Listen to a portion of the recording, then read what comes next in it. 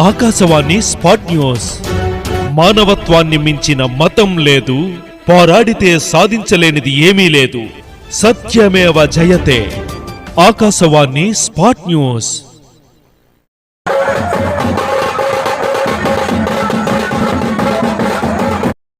మన ప్రియతమ నాయకుడు మాజీ మంత్రివర్యులు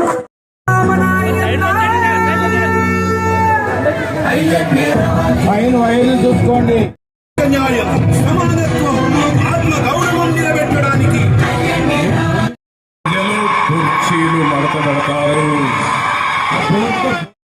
తప్పని చేసి అంటే నాకు ఇప్పుడు డౌట్ వచ్చింది. జగన్ గారు కోరుకుంటే కళలో కూడా చంద్రబాబు నాయుడు గారు వస్తారు. జై చంద్రబాబు.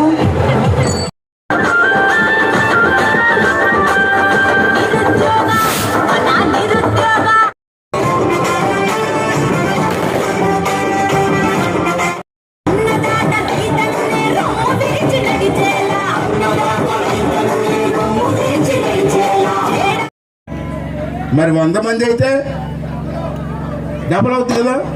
మరి ఇంత సంపాదన, కష్టపడి సంపాదన అంతా గాంధీ షాప్కి వెళ్ళిపోతూ ఉంటే ఆ డబ్బు అంతా జగన్మోహన్ రెడ్డి తినేసి ఇంటి దాచుకుంటూ ఉంటే ఇది ముఖ్యమంత్రి చేయవలసిన పని అని చెప్పి ఈ సందర్భంలో మీ అంతే ఇవన్నీ కూడా ఆలోచించేసి మరి రాబోయే రోజుల్లో నర్సీపట్నాన్ని అభివృద్ధి చేసుకునే అవకాశం మనకు రావాలి. నర్సీపట్నం అభివృద్ధి చెందాలి.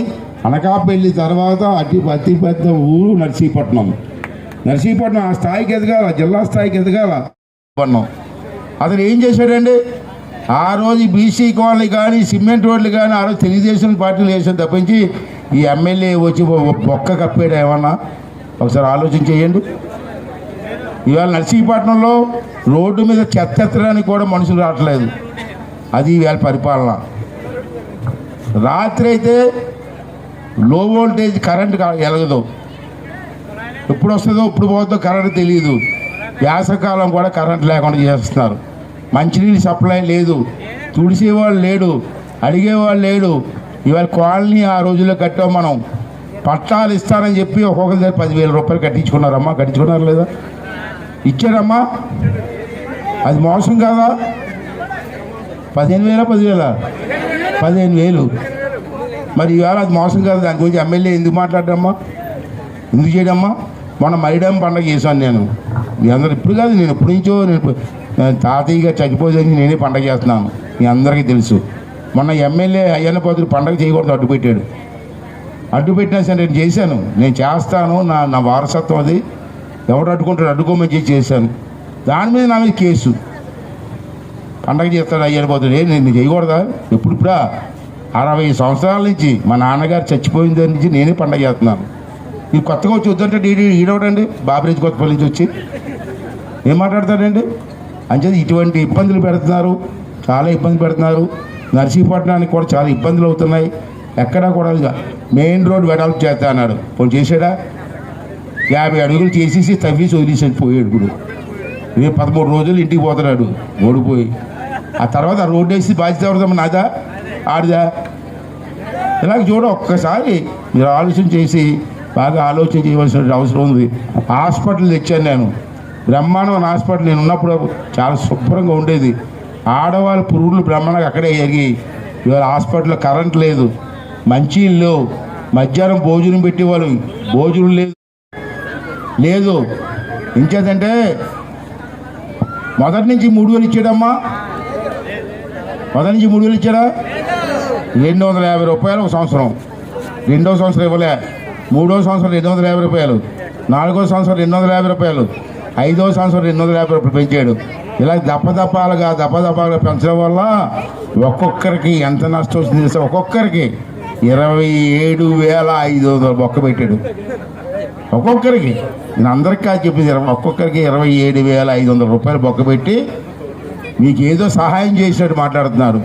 అంతే సోదరులారా, బాగా ఆలోచన చేయండి.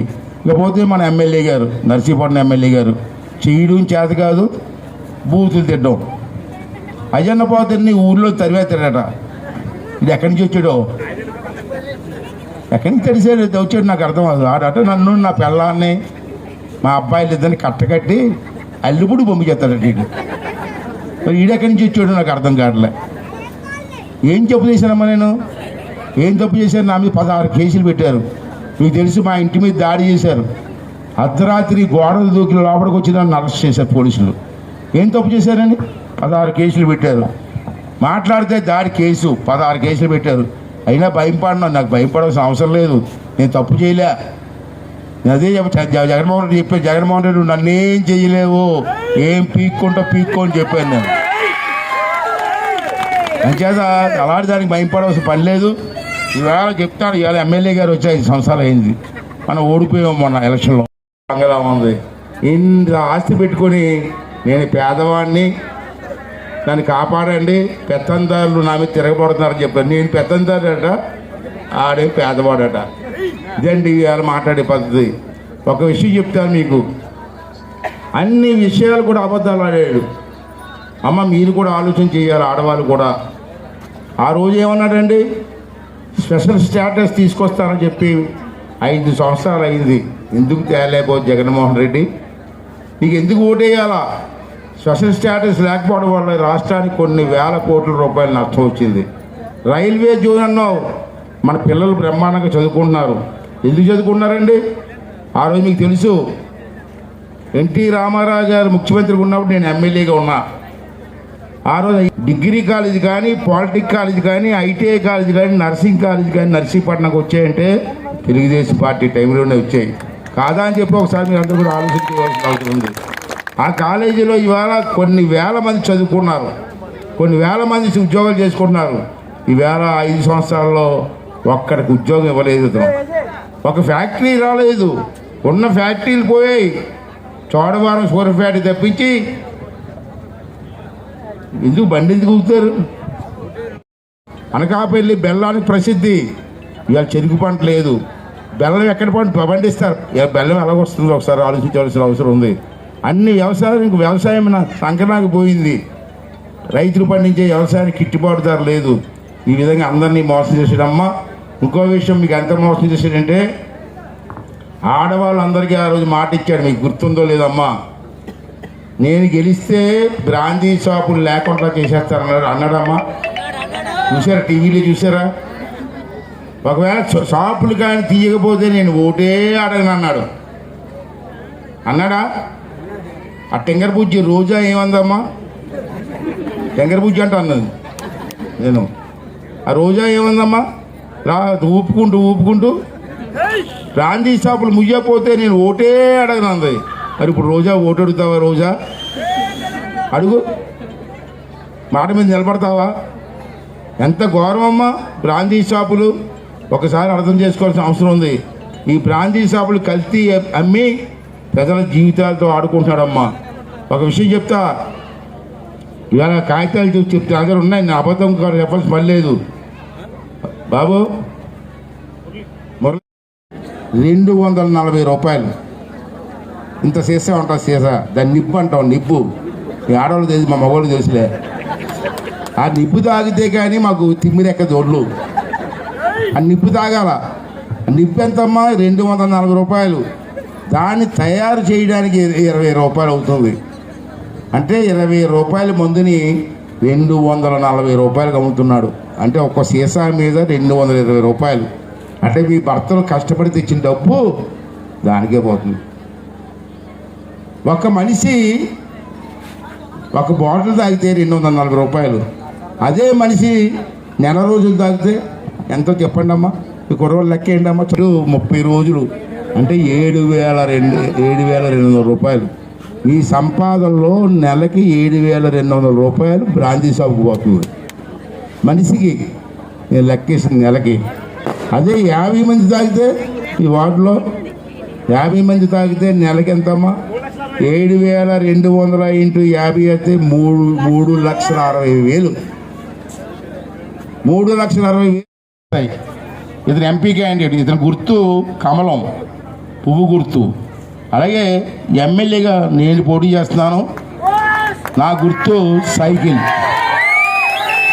మీకు అంతా అలవాటే. అంచేత మీకు ఇద్దరికి అందరికీ 2 ఓట్లు ఇస్తారు.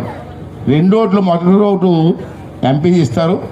అది పువ్వు గుర్తు మీద ఓటేసి, అది వేసిన తర్వాత 2వ ఓటు ఇస్తారు. అది నాది. తెలుగుదేశం పార్టీ గుర్తు సైకిల్ గుర్తు రెండు వేసి ఇద్దరిని గెలిపించండి.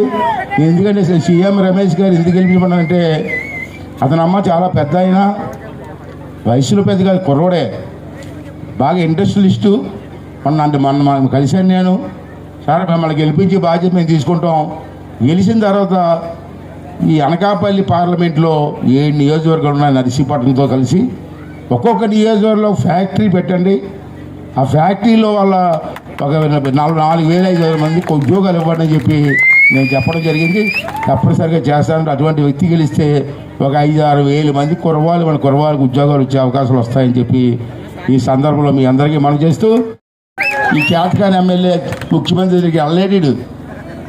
జగన్మోహన్ రెడ్డి దగ్గరికి వెళ్ళి మాట్లాడమని దమ్ముంటేడికి అక్కడికి వెళ్తాడు, ఇంటి ముందుకు వెళ్తాడు, సెల్ఫీల ఫోటోలు వచ్చేస్తాడు. ముఖ్యమంత్రి దగ్గరికి వెళ్ళి మాట్లాడి ధైర్యం ఉందా నీకు? నేను మాట్లాడే ఎన్టీ రామారావుతో మాట్లాడి ఇవ్వండి. హాస్పిటల్ ఇచ్చింది ఎన్టీ రామారావు కదా, పాలిటిక్ కాలేజ్ ఇచ్చింది ఎన్టీ రామారావు కదా, ఐటీ కాలేజ్ ఇచ్చింది చంద్రబాబు నాయుడు కదా, నర్సింగ్ కాలేజ్ ఇచ్చింది చంద్రబాబు నాయుడు కదా, మాకారపాలెంలో ఇంజనీరింగ్ కాలేజ్ పెట్టింది చంద్రబాబు నాయుడు కదా. నువ్వేం తెచ్చి చెప్పు, నువ్వేం పెట్టావు చెప్పు. అంటే మీరు బాగా ఆలోచన చేసి రేపు జరగబోయే ఎన్నికల్లో